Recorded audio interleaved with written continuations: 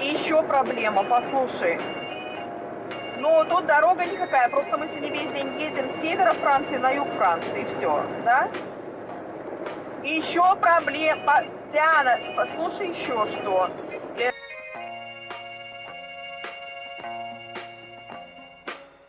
My name is Diana Tamane.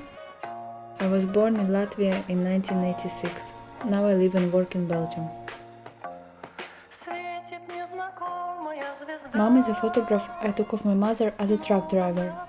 Basically, all her life she was doing her business. But in recent years, because of crisis, her business went bankrupt. Now she drives internationally and distributes goods within Europe.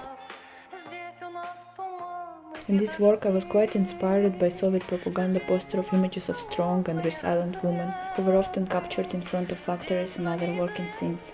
We thought it was a joke when we heard that she was going to be a truck driver, because there is only 15 women out of 1,500 drivers.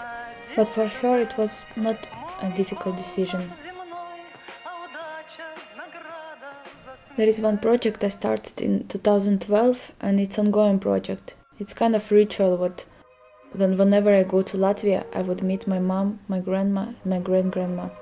For generations we would sit on one sofa and look at the camera for several minutes. Of course, time is an important element of this work, to observe it and to see how it changes.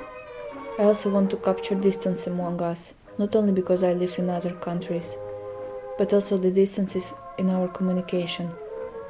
Since my great-grandma passed away last year in 2016, there are only 3 of us. When I looked through the photo album of my great-grandmother, I found one of the main subjects is the flowers. 2 years ago happened a funny story. She wanted to bring flowers to the grave of her father, which is now on the Russian side, but she was caught as flower smuggler at the border and flowers were confiscated and she received fines. In this project I combined the photos she took with bureaucratic papers from Russian police. For me, it was quite absurd, funny and poetic at the same time, that something so innocent became a dangerous object. Since photography is my main medium, I often think about what photography means to my family members. For example, my great-grandma did not take any photos, but I found out these numbers on the back of photos of her family album. They are the numbers of her blood pressure and heartbeat. Probably she couldn't find a piece of paper by her side, so she would write down on the back of photographs. These numbers became dominant because they are related to her physical state, her everyday life, somehow more important than the front image, her memories. For me it's quite inspiring to think about photography not only as the front of the image but also the back of the image. Especially in our digital age, the materiality of image is kind of lost. Within the family albums there are always moments of happiness, success and connection.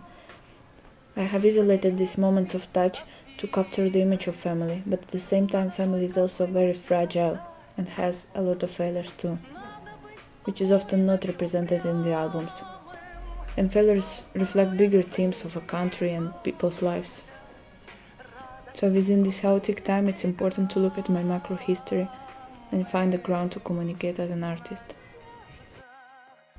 This is the biggest solo exhibition for me by far, which contains my past and more recent works. For me it makes sense to approach photography from different perspectives, to treat fine art, vernacular photography, commercial and advertisement in the same way. I want to combine all these elements to mix up all these approaches and present to the audiences. In a way, my work becomes a home for me.